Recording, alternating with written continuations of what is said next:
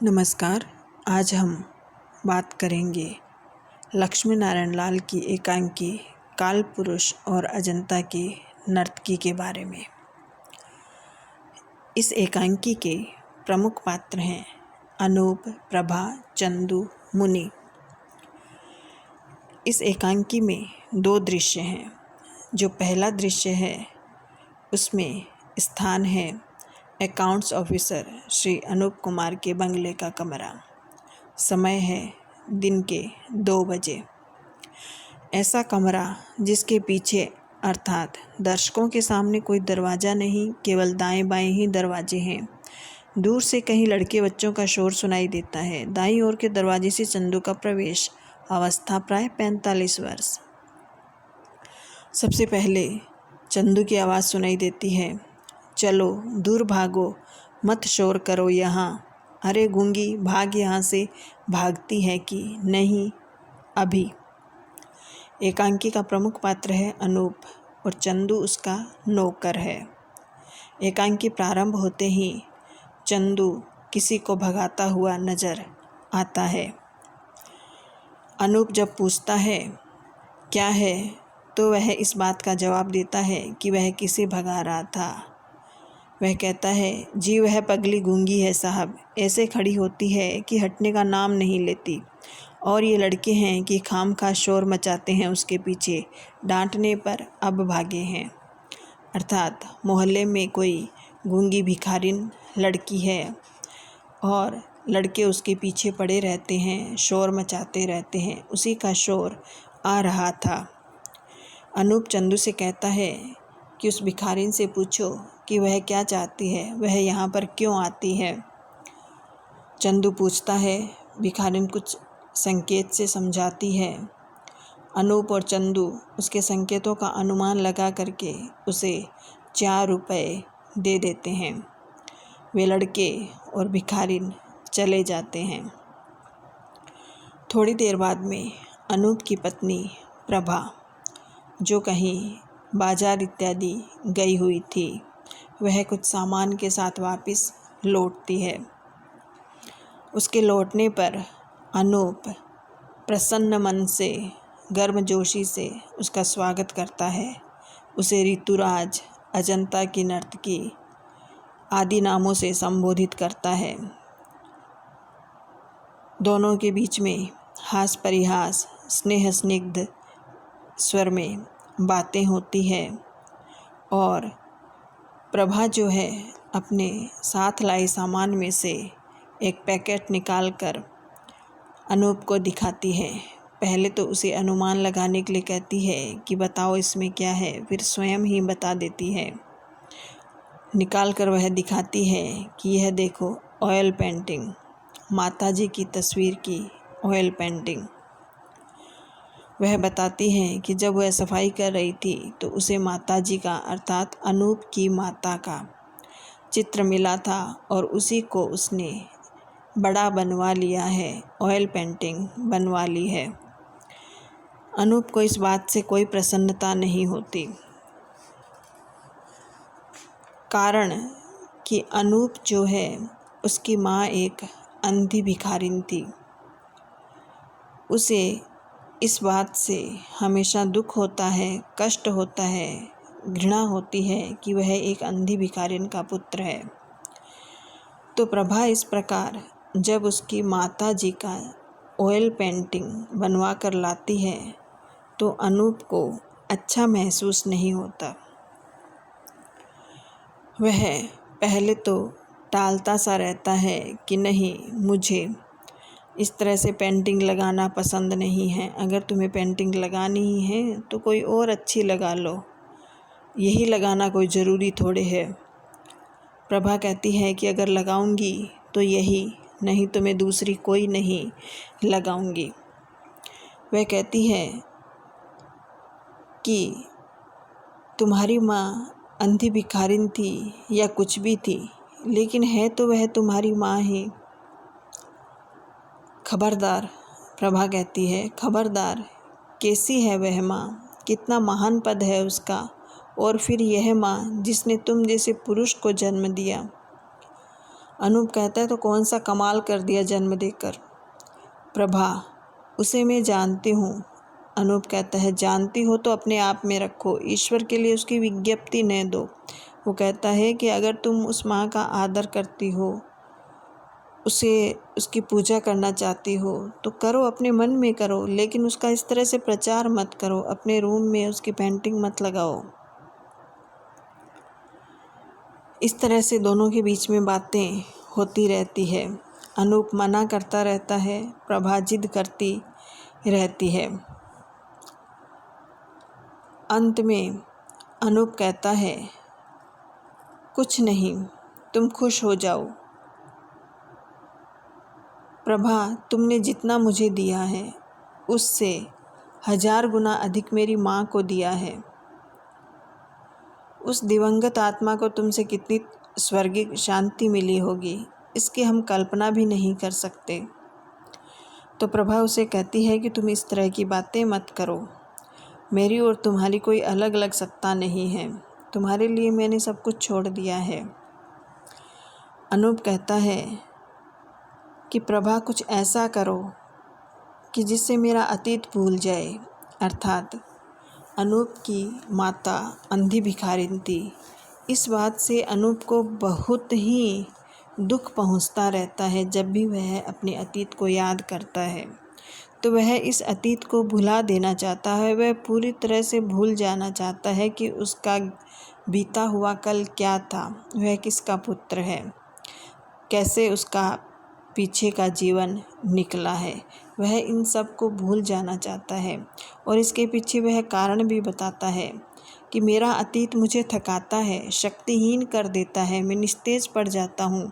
मैं ये याद भी नहीं करता कि मैं एक गली की अंधी भिखारिन का पुत्र हूँ, अशुभ, निरीह, निराधार, त्याज्य, कि ऐसे मैं एक भिखारिन का पुत्र हूँ जो त्याज्य है, जो अशुभ है।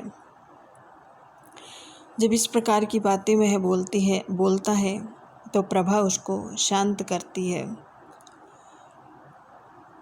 अनूप बिल्कुल बेचैन सा हो जाता है, अव्यवस्थित सा हो जाता है कि मेरा यह जो सत्य है कोई मामूली नहीं है जो किसी भी घूंट में पी लिया जाए। मेरा यह सत्य कि मैं एक अंधी भिखारिन का पुत्र हूँ, यह अद्भुत है, अद्भुत है। प्रभा अनूप को किसी प्रकार से चुप कर देती है और फिर दोनों सहज होकर के बातें करने लग जाते हैं। बातों बातों में अनूप प्रभा को फिर अजंता की नर्तकी कहता है। प्रभा उसे टोकती है कि नहीं, मुझे अब अजंता की नर्तकी मत कहो, मुझे डर लगता है। तो अनूप पूछता है कि डर क्यों लगता है, ऐसा क्या है। प्रभा बताती है कि जब हम अजंता की उस नर्तकी की मूर्ति देख रहे थे तो गाइड ने क्या बताया था। देखो, गाइड ने बताया था कि नृत्य में जरा सी भी कभी चूक हो जाने पर राजा कैसा निर्मम दंड देता था उस नर्तकी को, याद है ना। फ्रेस्की में वह अजंता की नर्तकी अपने संपूर्ण लावण्य से नृत्य की अद्भुत मुद्रा में किस प्रकार अनतशिर हो राजा से प्राण दान मांग रही थी, जरा सी चूक पर, कि अजंता की नर्तकी के नाम से तुम मुझे संबोधित करते हो, लेकिन वास्तव में जो अजंता की नर्तकी थी उसका नाचना काम था, और अगर उसके नाचने में जरा सी भी चूक हो जाती, गलती रह जाती, तो राजा उसे कठोर दंड देता था। अपन दोनों ने जो उस अजंता की नर्तकी की मूर्ति देखी थी उसमें गाइड ने क्या बताया था। गाइड ने यही तो बताया था कि यह इस मूर्ति में अपने दंड के लिए माफ़ी मांग रही है। तो उसके कहने का भाव यह है, प्रभा कहना यह चाहती है, संकेत यह करना चाहती है कि तुम मुझे अजंता की नर्तकी तो कह रहे हो, लेकिन कहीं मुझे मेरी किसी चूक पर कठोर दंड न दे दो, जैसा राजा ने उस नर्तकी को दिया था। अनूप उसकी इस बात को हंसी में टाल जाता है। हंसी मजाक में बात आगे बढ़ती रहती है। तभी एक चिट्ठी आती है और वह चिट्ठी प्रभा के नाम होती है।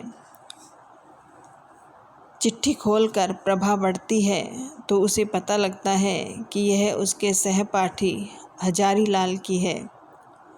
हजारी लाल की चिट्ठी देख करके प्रभा हंसने लगती है। वह उसे चिट्ठी को पढ़ते पढ़ते बोलती जाती है, अनूप को भी बताती जाती है कि यह एक पुराने साथी का पत्र है और वह उस साथी को डफर, फुलिश एंड इडियट आदि शब्दों से बताती है। वह कहती है कि जब मैं इंटरमीडिएट में पढ़ रही थी तभी यह हजारी लाल वाला किस्सा हुआ था। वह साथ साथ में अनूप से कहती जाती है कि मैंने तुम्हें बताया था ना वह हजारी लाल वाला किस्सा। प्रभा जब इंटरमीडिएट में पढ़ रही थी तो उसका एक सहपाठी था हजारी लाल, और वह उसे एक दिन कहीं बाहर ले गया और वहाँ से उसे वापस लौटा कर नहीं लाया। वहाँ से वह उसे अपनी बुआ के घर ले गया। वहाँ से वे दोनों 3 दिन बाद लौटे थे। यह घटना प्रभा के अतीत से जुड़ी हुई है। प्रभा खुले विचारों की लड़की है और इस घटना के बारे में वह कुछ भी छिपाना नहीं चाहती।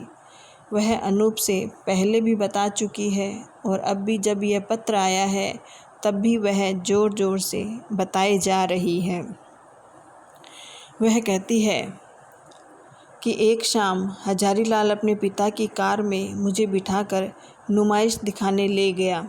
नुमाइश दिखाने के बाद उसने मुझे घर नहीं लौटाया, बल्कि वह बेवकूफ़ नंबर 1 मुझे सीधे लखनऊ ले गया अपनी एक बुआ के यहाँ। फिर हम लोग चौथे दिन घर लौटे। मेरे पापा और हजारी लाल के पिता में खूब लड़ाई हुई। हजारी लाल तो खूब पिटा, मैं बाल बाल बच गई। हंसते हंसते प्रभा ये सारी बातें अनूप से बता देती है। उसके मन में इस घटना को छुपाने जैसा कोई भाव विचार नहीं है। अनूप सारी बातें सुनता जाता है। तभी बाहर की घंटी फिर बजती है और अनूप का मित्र मुनि आता है। अनूप और मुनि मिलते हैं। अनूप प्रभा को भी उससे मुनि से मिलवाता है। नमस्ते नमस्कार दुआ सलाम होती है और दोनों मित्र बैठकर बातें करने लग जाते हैं। फिर दूसरा दृश्य आता है। उसमें वही स्थान है। 3 दिन बाद का समय है। संध्या के 5:30 बजे हैं। प्रभा सोफे पर औंधी पड़ी है। अनूप का जो मित्र आया था मुनि, वह घर में 3 दिन रुका। 3 दिन बाद का यह दृश्य है। हजारी लाल वाला जो किस्सा था उसके बारे में मुनि भी जानता था। मुनि ने अनूप के साथ बैठ करके हजारी लाल और प्रभा के संबंध को लेकर के कुछ ऐसी बातें की, उस घटना को बढ़ा चढ़ा करके इस प्रकार से उन दोनों ने देखा कि 3 दिन बाद में अनूप का व्यवहार प्रभा के प्रति बदल गया, उसका मन उसके प्रति बदल गया और वह मुनि की बातें चुपचाप सुनता रहा। दूसरी ओर जब प्रभा ने यह देखा सुना कि अनूप और मुनि उसके बारे में इस प्रकार की बातें कर रहे हैं, हजारी लाल के साथ उसके जीवन से यह जो घटना जुड़ी हुई है, उस छोटी सी घटना को, उस छोटी सी गलती को ये लोग किस प्रकार बढ़ा चढ़ा करके किस रूप में देख रहे हैं, यह जब वह जानती है तो उसका मन आहत होता है, उसके मन को ठेस पहुंचती है। उसी आहत मन से प्रभा यहाँ पर सोफे पर औंधी पड़ी हुई है। जब चंदू उसके पास आता है और कहता है, प्रभा को देखते हुए वह कहता है अच्छा नहीं लग रहा है आज यह घर। साहब का दोस्त बनकर आया था, कहीं ऐसे होते हैं मेहमान। मेरा बस चलता तो मैं उसे घुसने न देता, पाजी बेईमान। मुनि अनूप का दोस्त था, लेकिन अनूप की पत्नी अर्थात प्रभा को लेकर के उसने कुछ ऐसी बातें अनूप के साथ साझा की। प्रभा का चित्र भी, प्रभा की पुरानी फ़ोटो भी जब वह पढ़ती थी तब की, वह भी उसे अनूप को दी। तो इसी बात को लेकर के चंदू कहता है कि क्या मित्र ऐसे भी होते हैं जो अपने ही दोस्त के घर में आग लगाते, अपने ही दोस्त का घर उजाड़ने वाले काम करे, अपने ही दोस्त और उसकी पत्नी के बीच में इस प्रकार कड़वाहट पैदा करने का काम करें। ऐसे कोई मेहमान होते हैं। प्रभा कहती है 3 दिनों तक यही कमरा साहब के मेहमान की काली छाया से भरा हुआ था।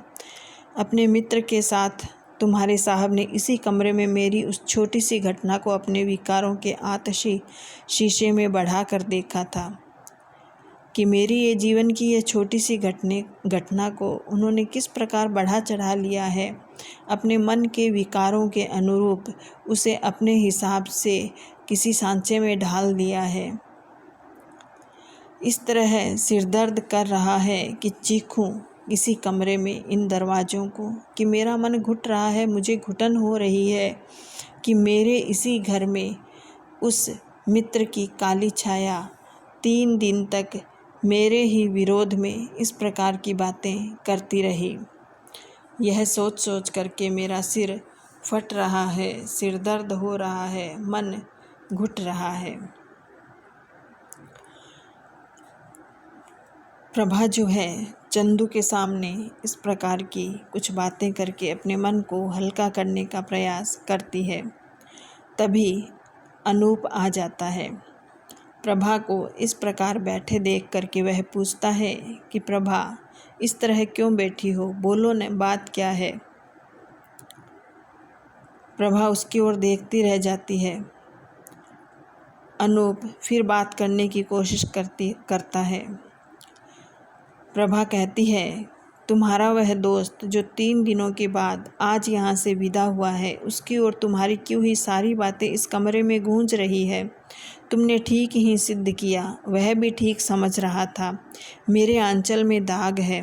और वह फिर गाती है मेरी चुनरी में पड़ी गयो दाग पिया। इस प्रकार वह गाती है और गाते गाते हंसने लगती है। इस प्रकार का जब वह व्यवहार, प्रभा का व्यवहार अनूप देखता है तो वह भयभीत सा हो जाता है, घबरा जाता है कि पता नहीं प्रभा को क्या हो गया है, वह पागलों जैसी ऐसी हरकतें क्यों कर रही है, कभी गा रही है, कभी हंस रही है। तो वह चंदू को पुकारता है और पूछता है कि क्या हो गया है प्रभा को। तो प्रभा स्वयं ही जवाब दे देती है कि कुछ नहीं, और चंदू को वहाँ से वापस भेज देती है। प्रभा कहती है घबराओ नहीं, मैं पागल नहीं हो गई हूँ, मैं तो अजंता की नर्तकी हूँ न। तुम मुझे अजंता की नर्तकी कहते हो तो मैं कैसे पागल हो सकती हूँ। मुझे तो नाचना है, अजंता की नर्तकी का काम तो नाचना है और मेरा काम नाचना है, तो मैं पागल कैसे हो सकती हूँ। मुझे तो नाचना ही पड़ेगा, तुम जितना नचाओगे। अनूप कहता है प्रभा मेरी बात सुनो, एक बात सुनो। लेकिन प्रभा फिर बोलती जाती है कि मेरे आंचल में छोटा सा दाग है, मैं हजारी लाल के संग एक बार भाग गई थी ना। तुमने बिल्कुल सही समझा है। अनूप कहता है कि तुम इस तरह से मत बोलो, यह तुम क्या कह रही हो, ये तो बहुत बुरी बात है। प्रभा कहती है जी हाँ बुरी बात है, यह सरासर पाप है। कोई लड़की किसी लड़के के संग कहीं चली जाए, ये बुरी बात ही तो है, इसकी माफ़ी कहाँ है। वह कहना चाहती है कि इसकी माफ़ी कहाँ है, तुमने भी तो मुझे माफ़ नहीं किया।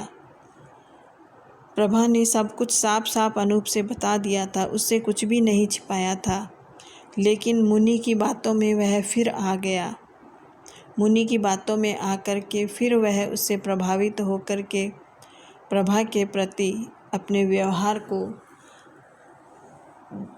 बिल्कुल परिवर्तन की ओर ले गया। अनूप कहता है कि मैं जितना ही तुमसे चुप रहता हूँ, बचता हूँ, उतना ही तुम मुझे झुकाती चलती हो। क्या यही न्याय है तुम्हारा? तो प्रभा कहती है, सच कहते हो तुम, सचमुच तुम मुझसे बचते हो, चुप रहते हो, जैसे कोई कलंक और पाप से बचता हो। यह मैं उस दिन से अनुभव कर रही हूँ जिस दिन मैं माताजी की ऑयल पेंटिंग ले आई थी, जिस दिन वह हजारीलाल का रजिस्टर्ड लेटर मेरे पास आया था। अनूप कहता है कि मैं चुप रहने का प्रयास कर रहा हूँ, तुमसे बचने का प्रयास कर रहा हूँ। इस बात पर प्रभा कहती है कि हाँ, तुम बिल्कुल वैसे ही मुझसे बच रहे हो जैसे कोई पापी या कलंकी व्यक्ति से बचता है। तुम उसी तरह से मेरे से बचने का प्रयास कर रहे हो और इसीलिए मेरे से बात नहीं कर रहे हो। और यह आज से नहीं हो रहा, उस दिन से हो रहा है जिस दिन मैं माता जी की ऑयल पेंटिंग लेकर के आई थी और जिस दिन वह लेटर, हजारीलाल का लेटर आया था, उसी दिन से तुम्हारा व्यवहार एक प्रकार से बदल गया है। प्रभा के कहने का आशय यह है। प्रभा कहती है कि तुम्हारा मेहमान तुमसे ठीक ही कह गया। मुझसे शादी करके तुमने मुझे मुक्ति दी है। मेरा स्वार्थ मेरा था, तुम्हारा नहीं। तुम दोनों ने यही फैसला किया है ना। बहुत ऊंचा न्याय है तुम्हारा। अनूप इस बात को झुठलाने का प्रयास करता है कि झूठ है, उसने ऐसा कुछ नहीं कहा और ना ही मैंने ऐसा कुछ कहा। हमारे दोनों के बीच में तो जो बातें हुई वह तो दो दोस्तों के बीच का हंसी मजाक मात्र था। इस प्रकार की बात कह कर के वह प्रभा की बात को टालना चाहता है। इस प्रकार दोनों के बीच में बातचीत होती रहती है और फिर प्रभा जो है बाहर जाने की तैयारी करने लग जाती है। तभी चंदू वहाँ पर आता है और वह पूछता है कि क्या बात है। तो वह बताती है कि मैं यहाँ से जा रही हूँ।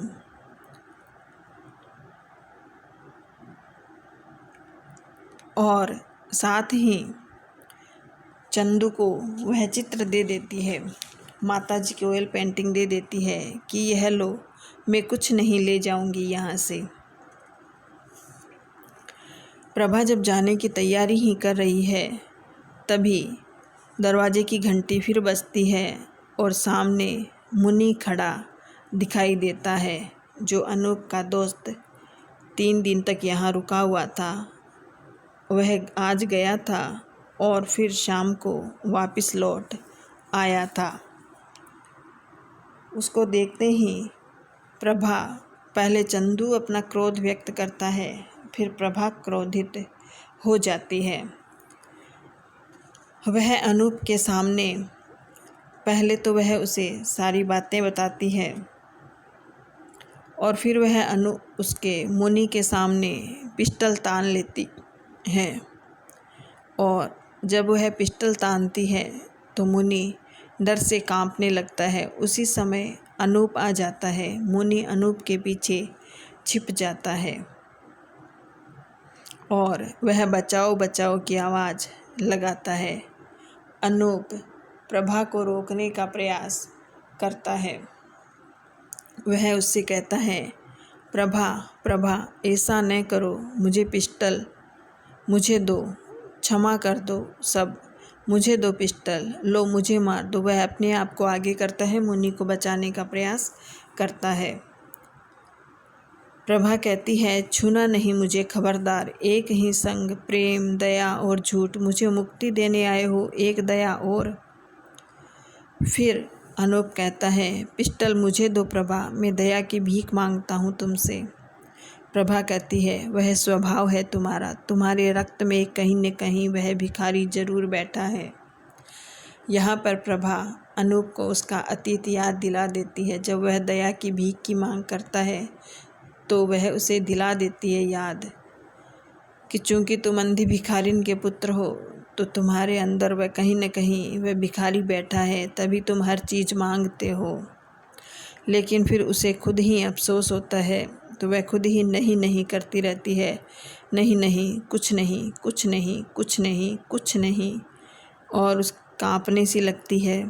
पिस्टल उसके हाथ से छूटकर नीचे गिर जाता है और वह कुछ नहीं बोलते बोलते मुड़कर धीरे से बाहर निकल जाती है, अर्थात घर छोड़कर चली जाती है। यह एकांकी का अंत हो जाता है। अनूप और प्रभा दो मुख्य चरित्र हैं। अनूप अंधी भिखारिन का पुत्र है, अपने अतीत से भागना चाहता है।